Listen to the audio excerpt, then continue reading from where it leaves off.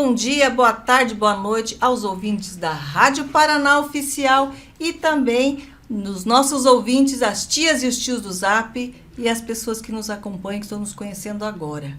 Hoje nós temos um programa especial, estou me sentindo honrada aqui de conhecer um gigante na política, que tem uma história extraordinária. Hoje estou aqui tendo na minha frente o doutor Roberto Requião, que tem uma vasta história aí na política. Seja bem-vindo ao nosso podcast, me sinto honrado com a sua presença, doutor. Prazer, bacana esse papo com você, Naná Botton. Obrigada. É realmente um prazer. Vamos à luta. Vamos ter aqui uma conversa, sabe, bem simples, porque os nossos ouvintes são pessoas comuns, nós não temos aqui nenhum jurista, nenhum advogado, não tem conversa técnica, que é cara a cara. Ou seja, não tem conversa mole. Não tem, é papo reto, né? Então, o senhor já tem uma história maravilhosa na política, seu pai já foi um prefeito, né? Foi o prefeito de Curitiba, né? Foi.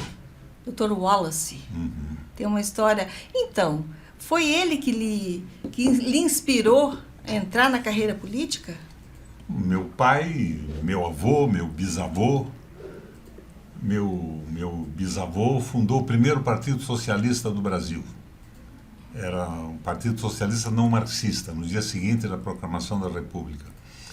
Ele veio para o Paraná, é sergipano, e aqui em Curitiba ele fundou o Liceu Curitibano, Colégio Estadual do Paraná hoje, foi fundado pelo meu bisavô. E esse Liceu Curitibano me causou uma surpresa enorme na vida. Eu visitei o Sergipe, fui para Aracaju. De repente, eu vejo lá no centro de Aracaju um prédio. E o nome do prédio, Liceu Sergipano. Mas isso aqui parece que eu estou em Curitiba. Quando o meu bisavô veio para cá, ele trouxe o projeto, que era um projeto francês que tinha sido usado lá no Sergipe, e fez aqui o Liceu Curitibano, que é hoje a Secretaria de Cultura ali no centro. É exatamente o mesmo prédio. E o meu bisavô foi secretário de Saúde e secretário de Educação no Paraná. Veio do Sergipe com Zacarias Góes de Vasconcelos, que foi um dos presidentes da província do Paraná. Mas era um sujeito dedicado a uma política essencialmente popular. O avô dele foi o lugar-tenente do Frei Caneca. Nossa. Na Confederação do Equador. Uau. Tentou fazer uma revolução separatista no Brasil para espantar os portugueses e os brasileiros dominarem o país.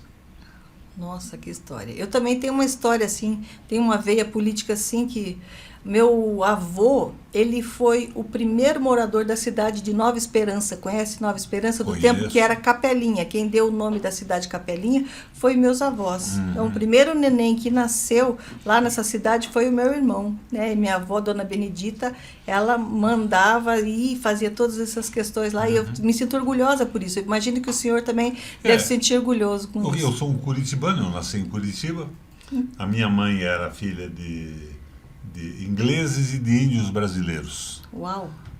Abreu Weigand. É bem brasileiro, então. Depois casou com um alemão em Guarapuava, Kainert. Então ela ficou Lucy Kainert. E o pai dela de uma família de origem portuguesa, Requião. Requião é uma cidade de Portugal, chama-se Requião Vila Nova de Famalicão. Nós levamos o nome. Mas eu sou descendente de índio, de negro e de europeu. Ah, que mistura boa. Brasileiro é assim, miscigenado, né? Então, claro. Isso é bem brasileiro, né? Da gema. Da gema, então. Então, veja que, assim como o doutor tem essa veia política que veio já na sua família, e ontem nós tivemos um evento lá onde o Maurício, seu filho, né, Requião Filho, aí, se filiou ao PDT e vai colocar seu nome à disposição para o governo do estado do Paraná. Eu fiquei imaginando ontem como que o senhor devia estar se sentindo com esse filho. Ele deve te dar muito orgulho, né? Sim. Segue um caminho de seriedade, de firmeza, não entra em negociatas, em conchavos, é o que interessa na política. Como ele disse ontem, a política verdadeira é a política do povo, não é a política das cúpulas, dos acertos entre grupos econômicos e partidários. Ele tenta fazer esta política que eu segui, seguindo os meus antepassados, uma política essencialmente popular. Sim, eu gostei muito do discurso dele. Eu achei assim que aquele discurso ele não serve só para a esquerda ou para o centro, ele serve para o povo. E eu realmente fiquei muito feliz com o discurso dele, que ele não falou lá para a esquerda, ele falou para o povo, ele falou para a gente. Eu sou de direita, eu estava lá acompanhando, e eu falei, nossa, esse Você é de discurso... direita por quê? Eu sou de direita por causa dos valores, valores conservadores. Valores Deus, pátria, família, essas coisas assim, sou tradicional.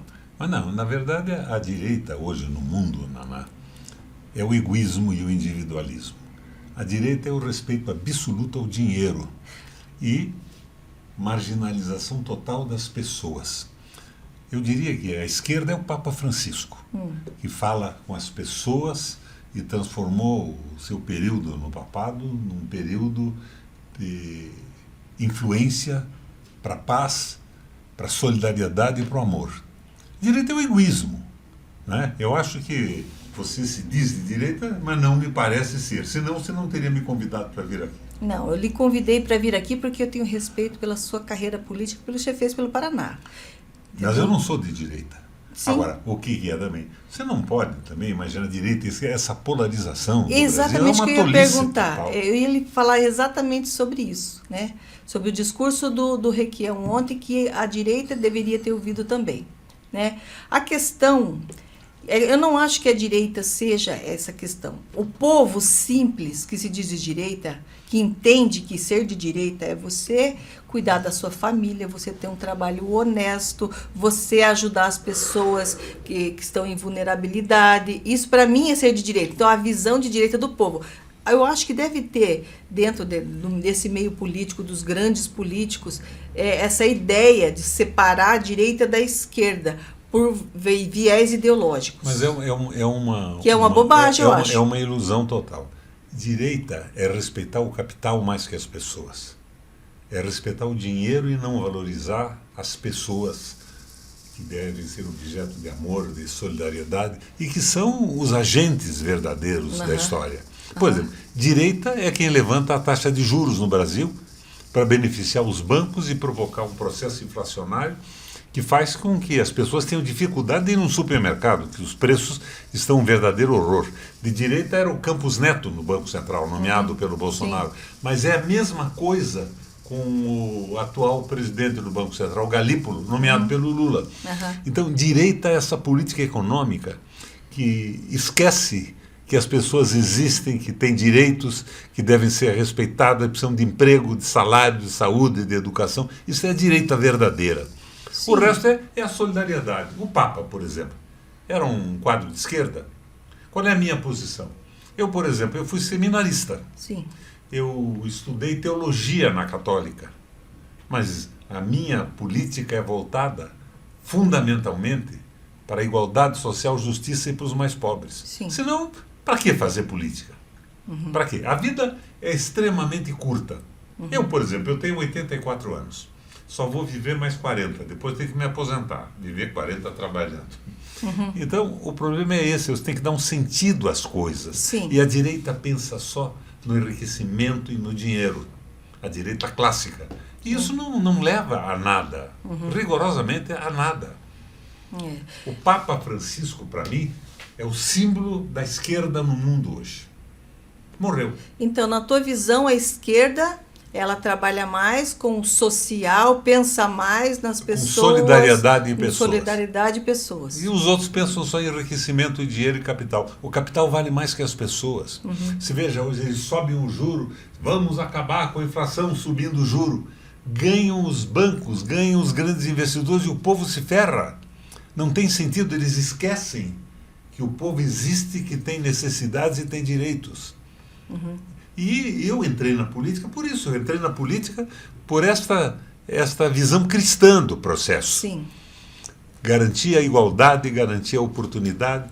Você veja o governo que eu fiz, fui governador 3 vezes. Sim, eu acompanhei. É o governo do leite das crianças, era o governo da energia elétrica gratuita para os mais pobres, é o governo da diminuição dos impostos sobre os alimentos naquele momento da crise que o mundo passou.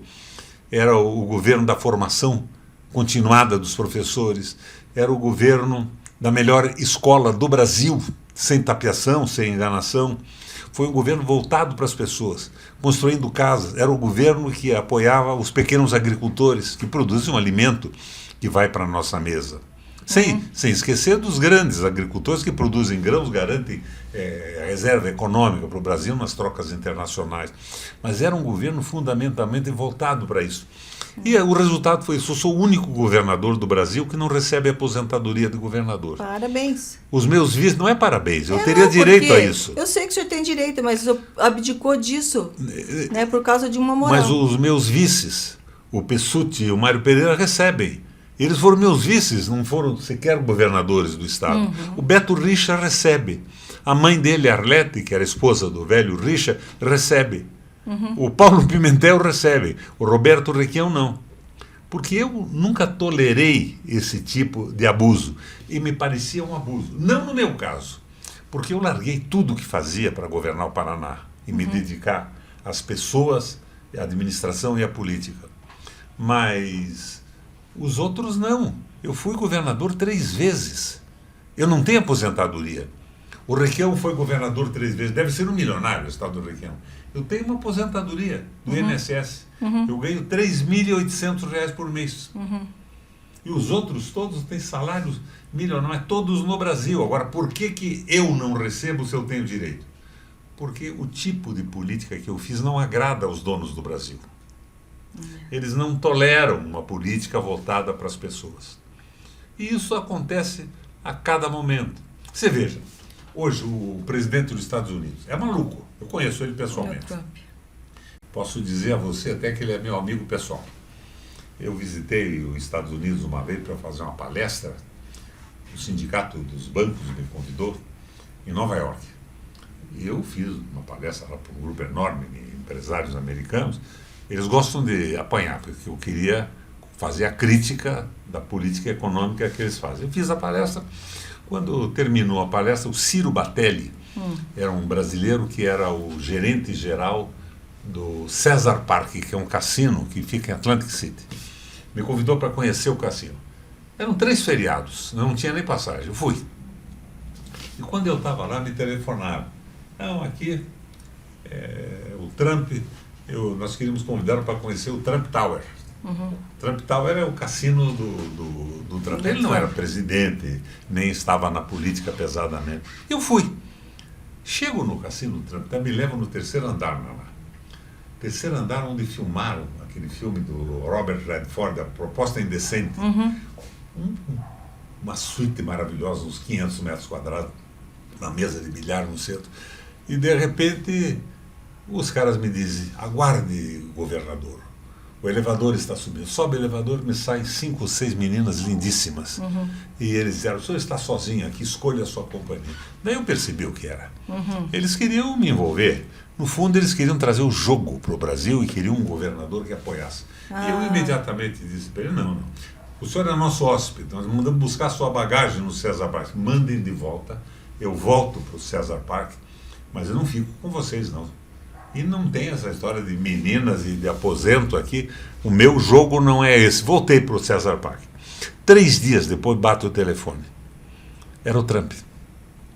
Ele me diz o seguinte: olha, governador, eu quero pedir desculpas pelo que aconteceu, não era a minha intenção e tal, mas eu queria lhe convidar, então, se o senhor aceitaria assistir uma luta de boxe comigo. Diz: que luta de boxe? Não, é um estádio que eu tenho aqui, e vai ter o Mike Tyson e o Holyfield, vão lutar essa noite. Eu vou com você. Ai, que legal. Fui com ele. Cheguei lá, aquela famosa luta em que o Mike Tyson comeu a orelha do Holyfield. Uau. Deu uma mordida na orelha. E eu fui com ele lá. Mas o que eles queriam de mim era acesso ao Brasil, para cassinos e jogadas. Então eu conheci o Trump lá. E nessa luta estava eu, o Trump, o Fábio Campana, que era um jornalista aqui do Paraná, e 2 negros que eram amigos dele. O Trump não é nem racista, ele usa o racismo porque as pesquisas dizem que o americano acha que os negros estão tomando os empregos. Ele é um malandro que se utiliza de pesquisa para sucesso econômico, é um doido. Mas o que ele faz hoje é exatamente o contrário do que o Brasil está fazendo. Ele está tentando passar por cima do domínio absoluto do capital financeiro, que vive de juros, que não produz um emprego, que não faz o botão de uma roupa, a peça de uma máquina e vive de juros, e quer que os Estados Unidos volte a produzir nas fábricas, dando emprego e salário para a população. Por que isso acontece? Porque lá atrás a China pagava muito mal os trabalhadores, estava num processo de desenvolvimento muito lento. Eles foram para a China. Por que eles foram? Para ajudar a China? Não, para produzir pagando mal a mão de obra e ganhar lucros imensos. E os chineses foram espertos. Eles foram se apropriando da tecnologia. Em determinado momento, a China tinha 350 mil estudantes nos Estados Unidos, nas universidades, aprendendo tecnologia e tudo. E, de repente, a China, com conhecimento tecnológico e tudo, ganha o mercado mundial. O Trump está doido, ele quer de volta nos Estados Unidos. Ele quer que as empresas voltem para o território americano. Nós estamos fazendo o contrário aqui. Nós estamos entregando o Brasil. Você veja aqui no Paraná. Eu vejo. A BID... Opel vendida. É. A Sanepar sendo vendida. O pedágio. A primeira licitação do pedágio foi vencida por uma empresa nas Ilhas Caimã. Um paraíso fiscal sem imposto de dinheiro roubado do Brasil e do mundo inteiro. Estão vendendo o Porto de Paranaguá. Agora é o Rato que está fazendo isso? Junto com o Lula. O Lula fez a licitação das estradas junto com o Rato. O Porto é federal e tem uma concessão para o Estado. A privatização que fizeram agora, entregaram o Porto de Grãos para a Cargill.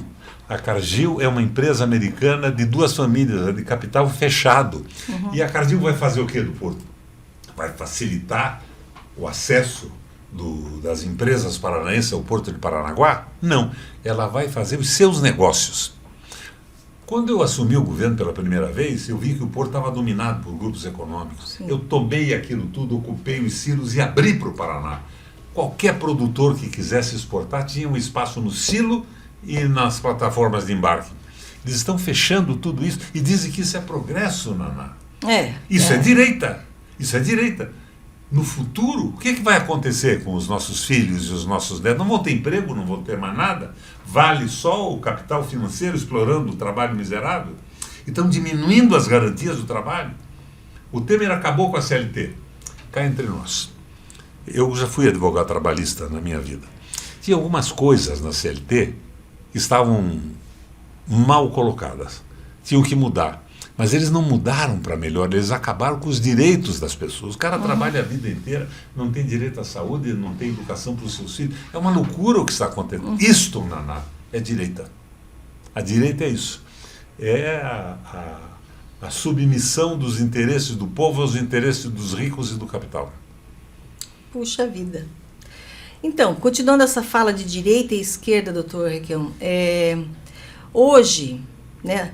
O senhor fala. Resumindo, esquerda é o Papa Francisco. Hoje, a visão que o povo tem de direita e esquerda. Povo, estou falando de povo, não de político, tá?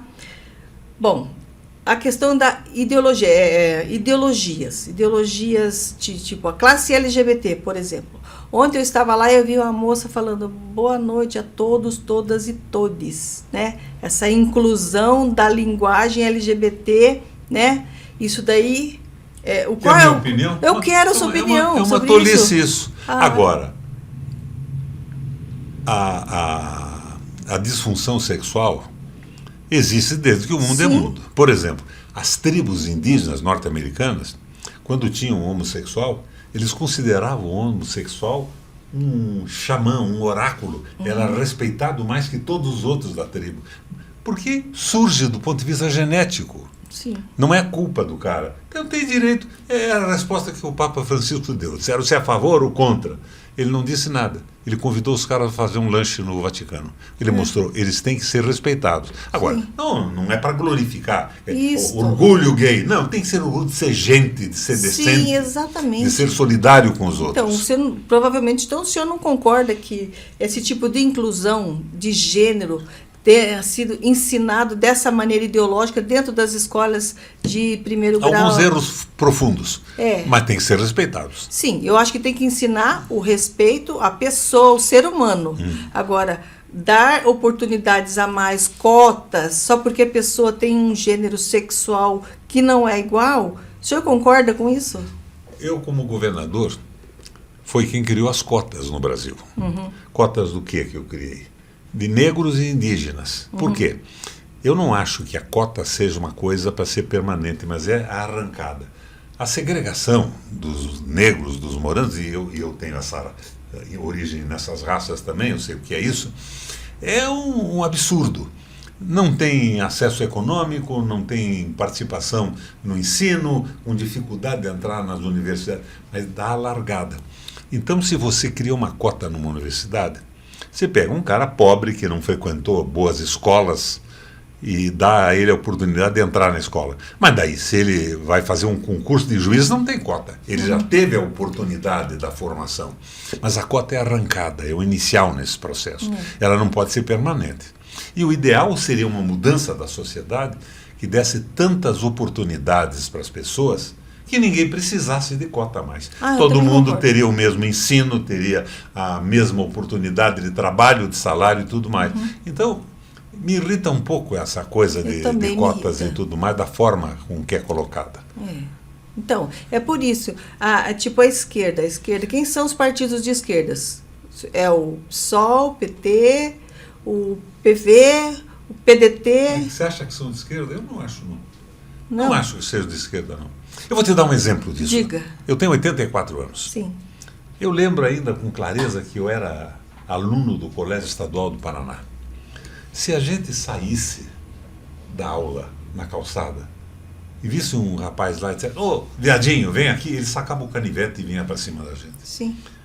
Porque era um horror total. Hoje, se você disser isso, ele dá uma gargalhada e vai embora, porque a sociedade evoluiu de uma forma tal que ele não se incomoda, mas evoluiu. Ele vai ser respeitado e não vai dar bola para isso. Então, isso tem que crescer do ponto de vista civilizatório, não de imposição. Sim. E nem da supervalorização. Sim. Por exemplo, eu acho que o pessoal fala em casamento gay. Sim. Casamento gay não é casamento.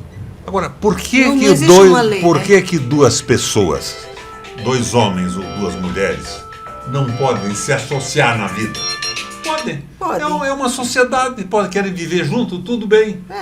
Então é isso, mas tem que acabar com a sacralização disso. Exatamente, porque hoje nas esse escolas... identitarismo é uma perda de tempo. E o identitarismo, você vai se espantar agora, é uma proposta da direita internacional para deixar as pessoas longe da discussão econômica, da exploração do capital sobre o trabalho e tudo mais. Então a luta das mulheres agora é uma cota para LGBT, mas não é oportunidade de estudar, de ter acesso à saúde, educação e tudo mais. Isso é um erro.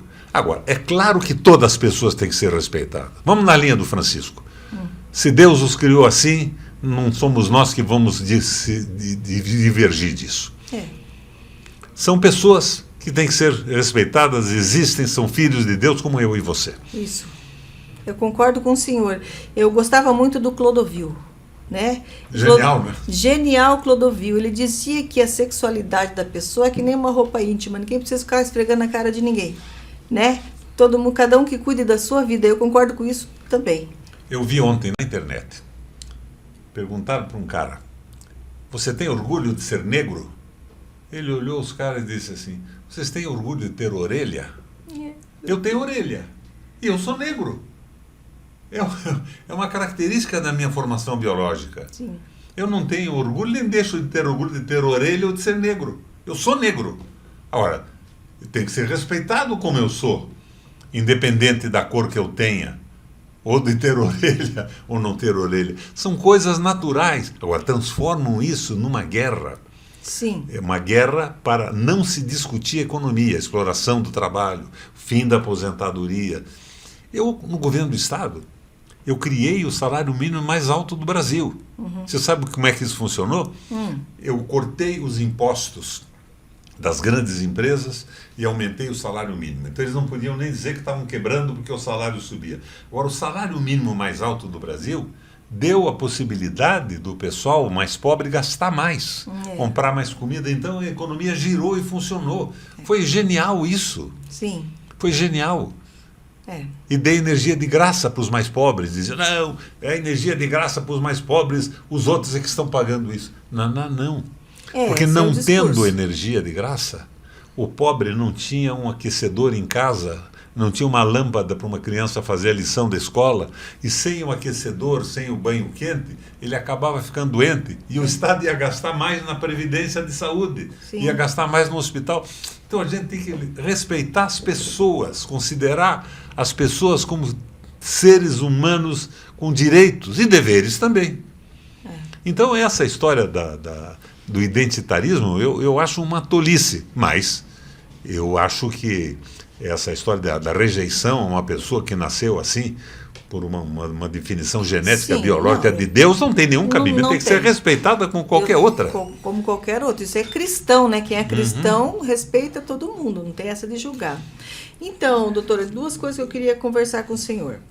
O senhor estava, então, no MDB. Sim. Né? E daí o senhor saiu e... Eu não só estava no MDB, eu fundei o PMDB do Paraná. Olha, PMDB. Eu era o filiado número 1 do PMDB. Meu pai era do PMDB quando era vivo. Eu fundei, junto com alguns outros companheiros, andei o estado inteiro, criei os diretórios, tudo. Mas o PMDB virou um banco de negócio. Eles não estão lá para defender o povo mais. Eles estão fazendo negócio. Eu acho que todos os partidos têm esse viés de dinheiro, está falando muito alto até dos partidos, desde quando... O dinheiro e as ambições pessoais. As ambições pessoais. Acho que não tem mais um político assim, sabe? Eu vejo que o senhor não é o partido que te faz. Eu vejo que o senhor é o único político que é autêntico aqui. Quem é o Requião? É o Requião. Não tem como... Tem uma formação.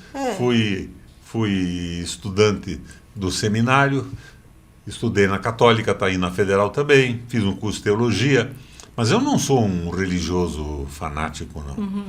Eu acho que a coisa não é assim.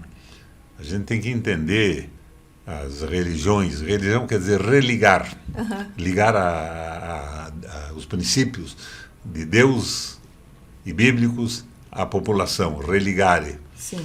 Na nossa igreja católica, eu explicava para o pessoal agora, católico quer dizer universal. Tem a Igreja Universal do Reino de Deus, que é evangélica, e tem a Igreja Católica. A Igreja Universal do Reino de Deus é a Igreja Católica do Reino de Deus, na forma grega. Legal. Doutor Requião, eu vejo que depois, o senhor disputou aí uma eleição aí, saiu, né, do seu partido, entrou no PT. Eu gostaria que o senhor compartilhasse conosco suas experiências no PT. Como foi? Foi uma coisa boa ou ruim? Eu acho que não fiz errado. Não fiz errado que eu achava que estava indo muito mal. Eu conheço bem o Bolsonaro. Bolsonaro é milico, eu fui milico, fiz CPUR e tudo mais, conheci ele lá em Brasília. E o Guedes é o liberal. O liberal que está sendo negado no mundo, até pelo Trump nos Estados Unidos agora. Então, eu achei que ia ser um desastre aquela eleição do Bolsonaro. E entrei para evitar que o liberalismo econômico, que é o amor ao dinheiro e o desprezo às pessoas, comandasse o Brasil.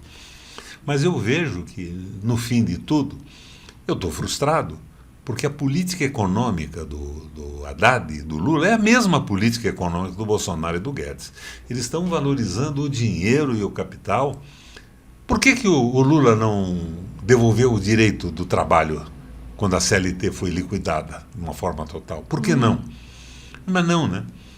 Eles estão mantendo isso tudo. Por que o Lula não retomou, por exemplo, a Vale do Rio Doce, de minérios?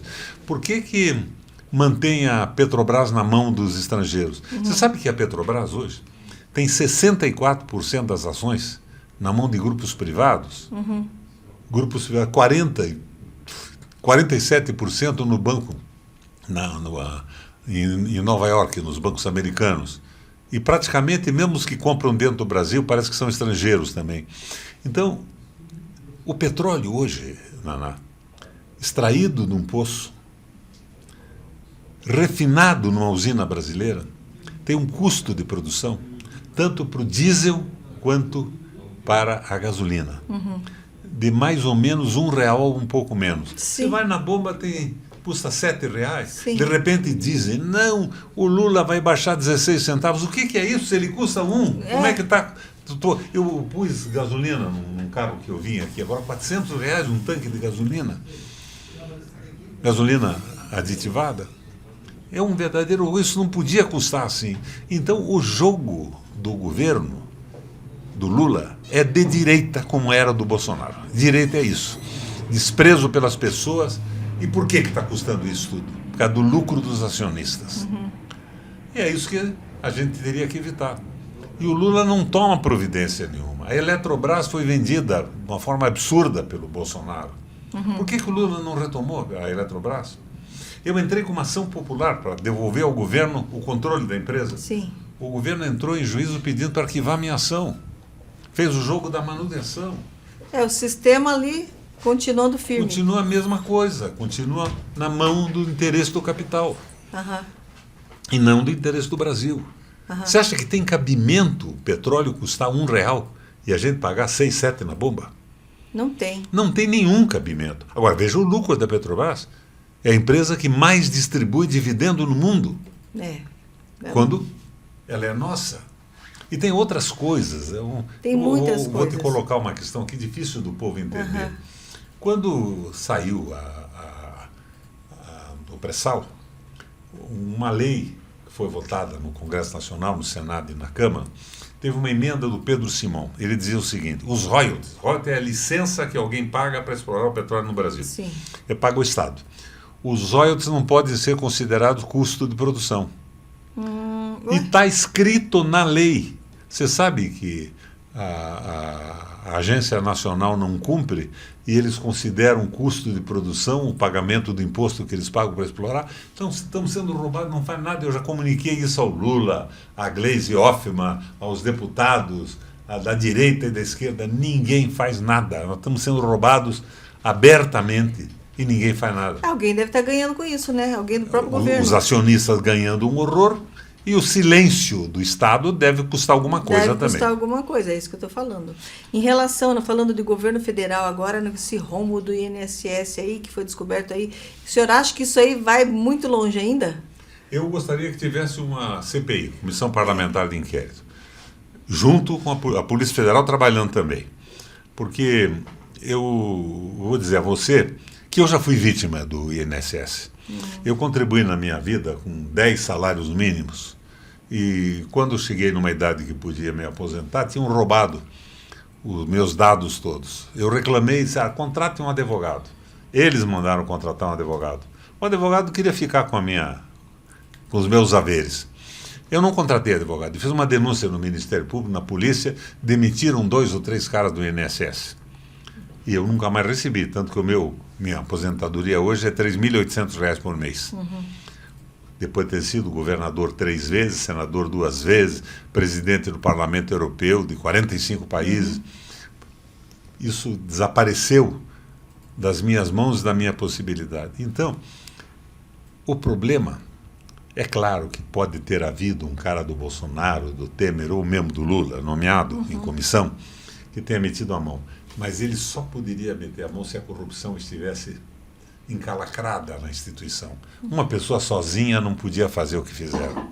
Muita gente, a estrutura. Isso só podia. Tempo, vem desde antes do governo Bolsonaro. Isso só podia ser destruído com uma CPI, um jogo aberto, todo mundo saber o que acontece. Eu acho que o Alcolumbre vai ser obrigado a instaurar essa CPI. Deviam instalar.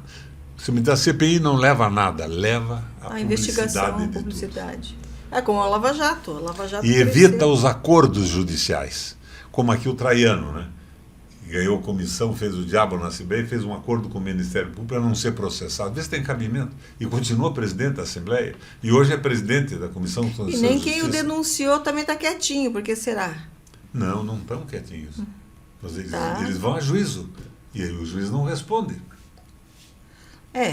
Pelo que dá a entender que foi o Renato Freitas denunciou e também o Ricardo Arruda também deu. Tanto um quanto o outro não se vê mais falar desse assunto, do Traiano.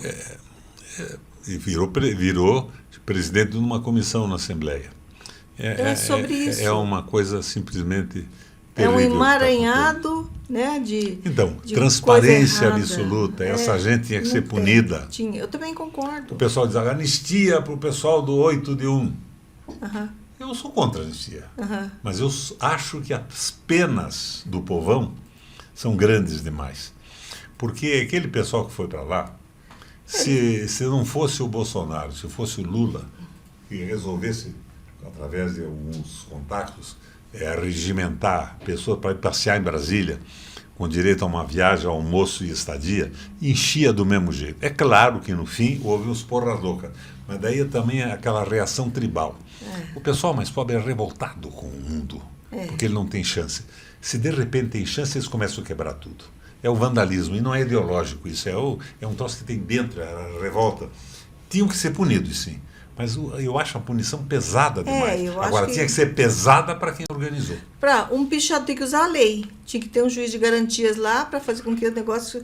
Porque agora parece que o Brasil tem dono, né?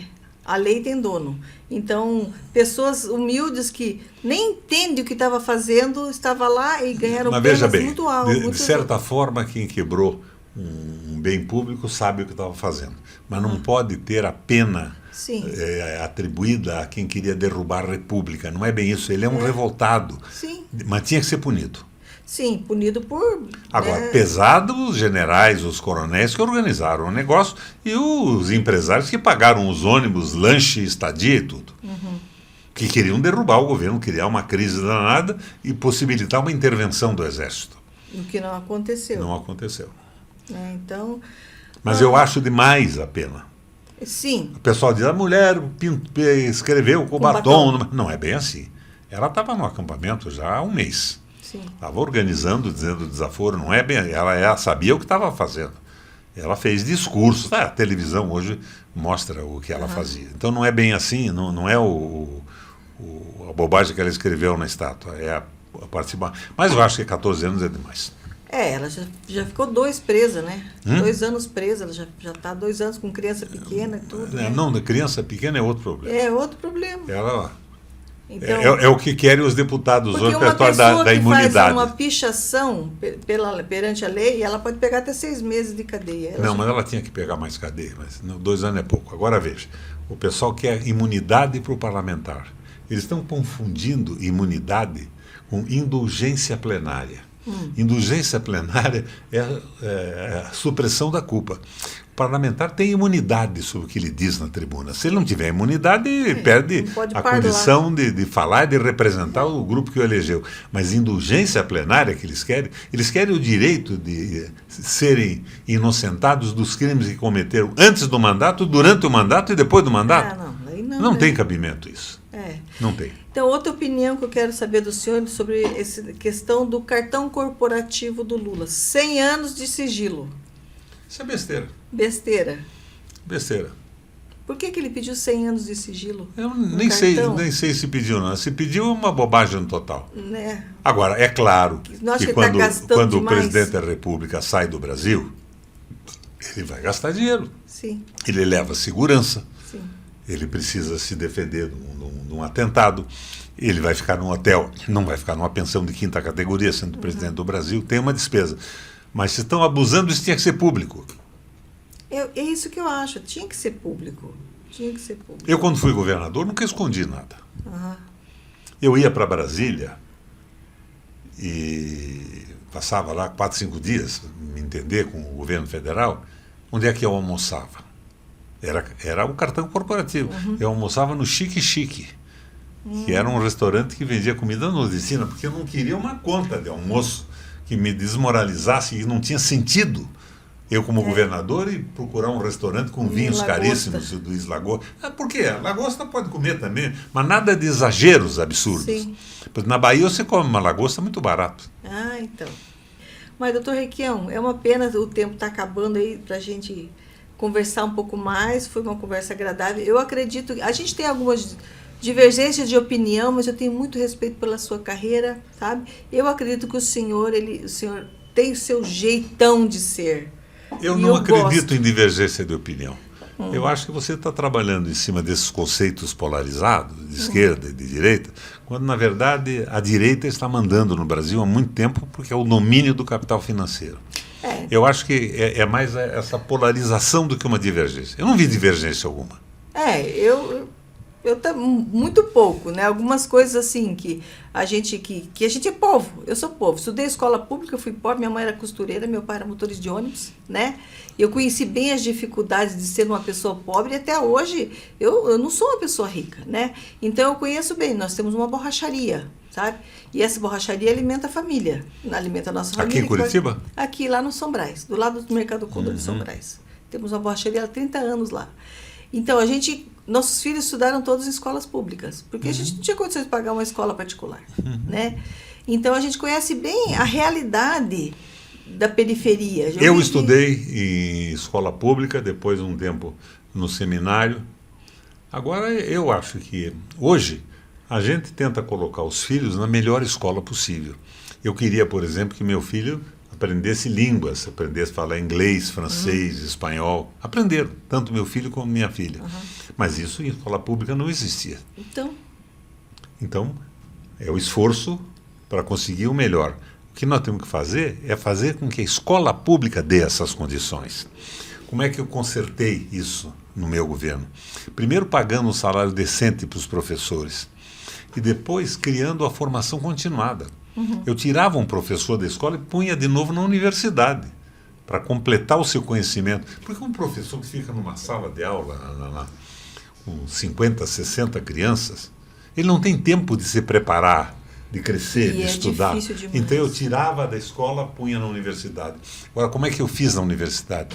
Peguei as universidades públicas, construí espaços físicos e contratei os melhores professores do Brasil e coloquei os nossos professores para fazer a reciclagem, a formação continuada. Sim. E foi um sucesso absoluto. Acabou tudo. Eu saí do governo, acabou. Saiu o rato vendendo Copel, Sanepar, Celepar, vendendo tudo. Porto de Paranaguá vendido e gastando dinheiro em publicidade. Eu ligo a televisão, tá lá, Paraná, celeiro do mundo, Paraná isso, Paraná aquilo. Na verdade, o futuro nosso está sendo destruído. Porque a conta de energia elétrica, que já está um absurdo, vai subir cada vez mais.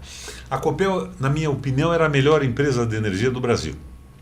Hoje, das 31 empresas que existem, a nossa é a 29ª pior, porque está privatizada, demitindo gente, baixando o salário, perdendo qualidade. Eu fui governador na crise. Eu construí 3 usinas hidrelétricas. O rato vendeu. A Copel não melhorou, não aumentou a potência, vendeu a Copel, tem cabimento, batem palma para isso. É o tal PMDB, velho de guerra que eu estava, que era um partido porreta, parece que os líderes morreram e ficaram os picaretas lá votando a favor de venda da Copel, de venda da Sanepar. É um horror, é um erro brutal, erro do Lula, erro do rato. E eles estão fazendo a mesma política econômica, isso é muito mal. E uma boa parte do pessoal que participou da tal Frente da Esperança cala a boca, não critica. Eles eram contra a venda da Copel, de repente eles não dizem mais nada. Rigorosamente nada. Parece que o pessoal está adormecido, né? Está adormecido por quê? É um empreguinho aqui, o outro ali, bota um parente, acerta aqui. É o usufruto do Estado com benefícios incríveis. É ruim, mas que tem gente boa, tem. Tem, sempre tem gente boa em todos os lados, né? Tem gente muito boa. E tem gente que só pensa no sucesso pessoal, daí não vale mais nada. Não vale nada. Para encerrar, gostaria de fazer algumas perguntas bem rápidas para o senhor. A primeira é, de todos os cargos que o senhor ocupou, qual foi o mais desafiador e por quê? Governo do Estado.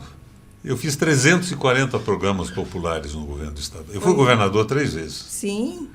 Depois eu fui presidente do Parlamento Europeu Latino-Americano. Eu era presidente do parlamento de 45 países. Mas daí era no mundo, não era no Brasil. Uau, que conhecimento. Então esse foi o seu grande desafio.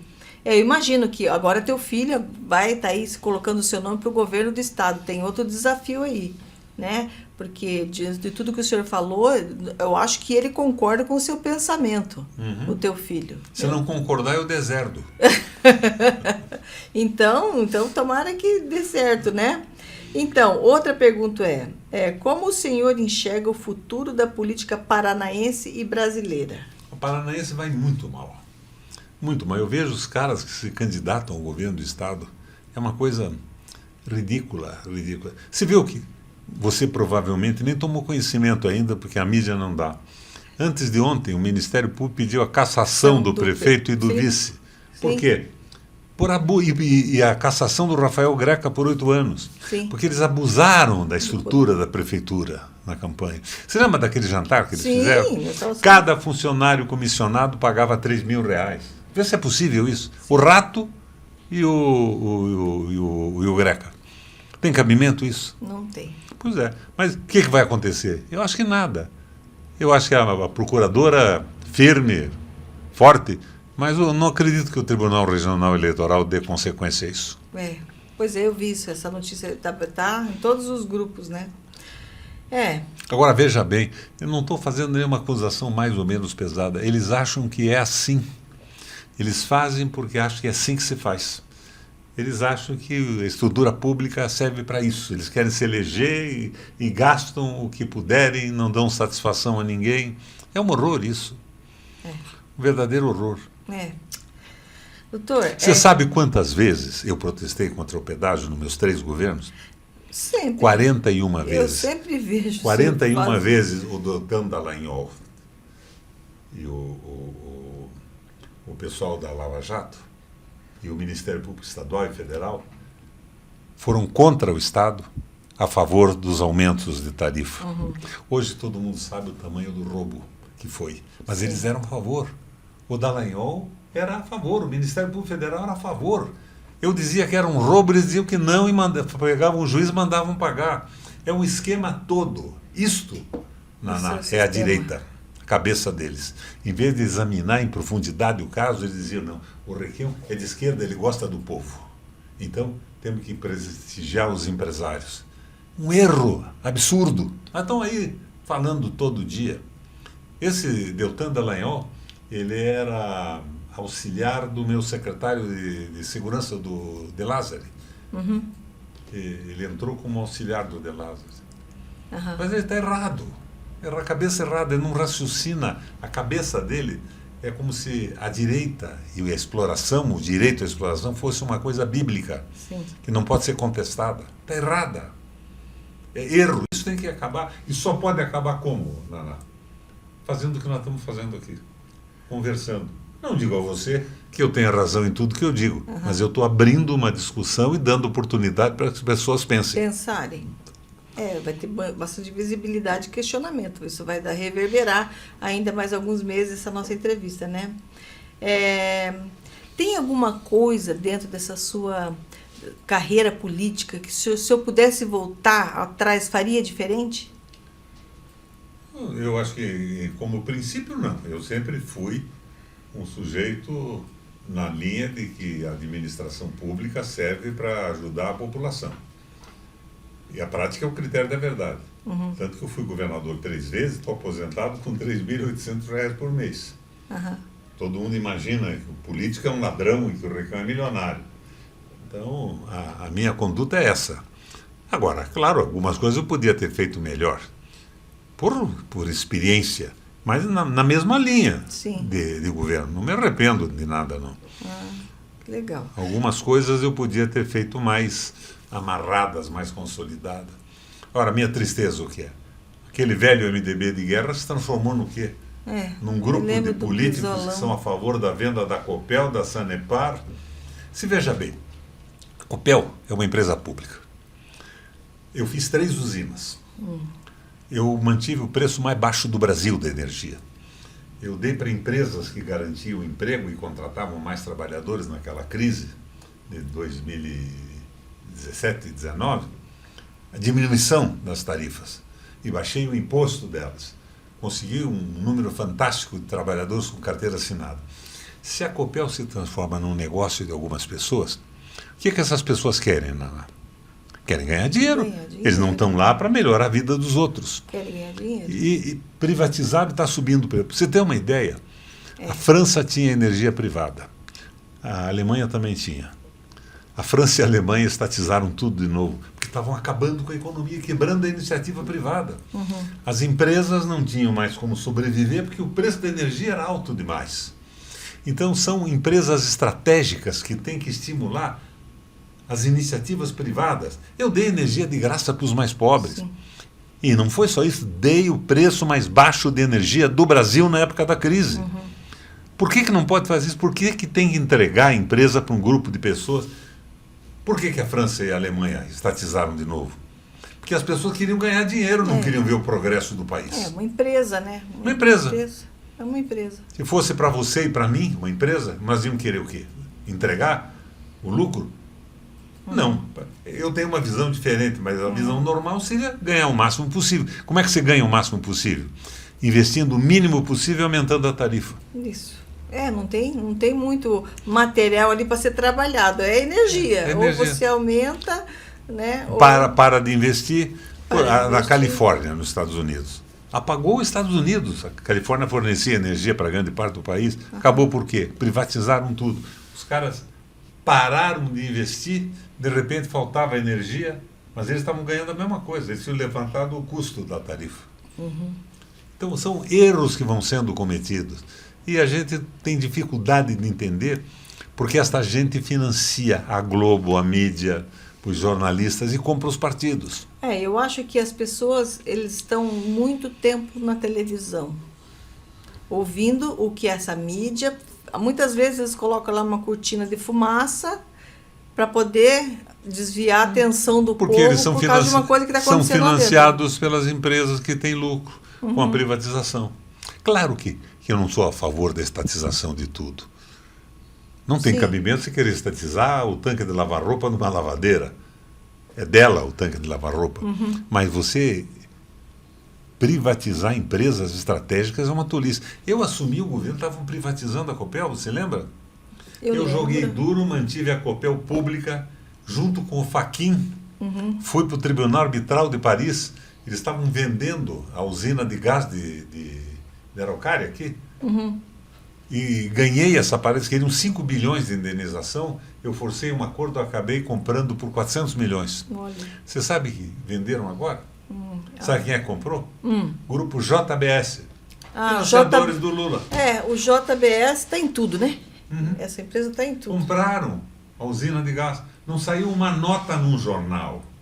Qual foi o jornal que contou sobre o processo contra o Eduardo Campos, o Greca? Foi blogs pequenos. Só blog do Ismael.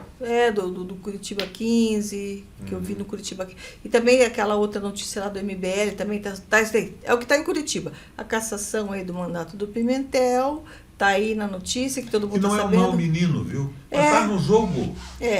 Eu gosto dele. Então, eu não desgosto, mas está errado. E falando assim em pessoas, em candidatos, Cristina Grêmio, o senhor aí andou, né? Eu vi que o senhor fez uma parceria aí no final aí com Cristina Grêmio. Não, por causa que no segundo turno, estou falando do segundo turno. Não fiz parceria. E o senhor não deixou... Cristina Grêmio é filha de um colega de ginásio meu, quando eu estudava no estadual, Heraldo Grêmio. Eu fui governador na vida e o Heraldo foi foi diretor do Colégio Estadual do Paraná. Sim. Conheço a Cristina Grêmio menininha. E posso dizer para você, eu peguei no colo a Cristina Grêmio. Era o Heraldo era meu colega e o Ayrton, que é o irmão mais velho dele, o Ayrton Grêmio também. Ela, quando jornalista da Globo, ela era excepcional.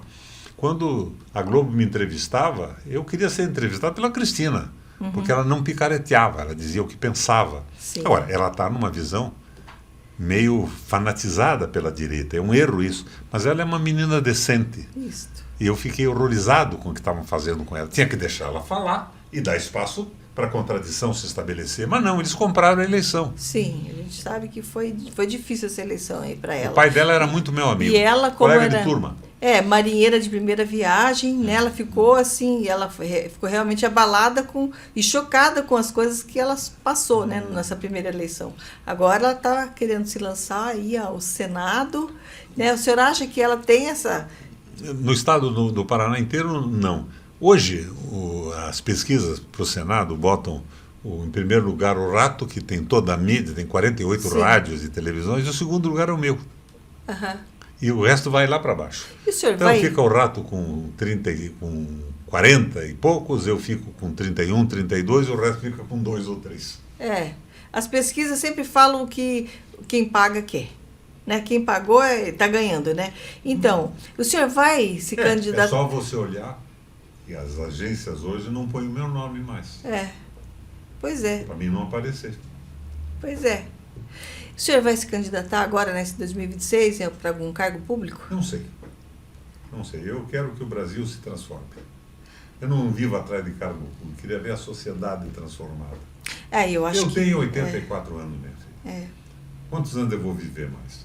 Quando eu estava lá na Bélgica, presidindo o Parlamento Europeu Latino-Americano, eu fiz um check-up num hospital maravilhoso, daqueles que é o melhor do mundo.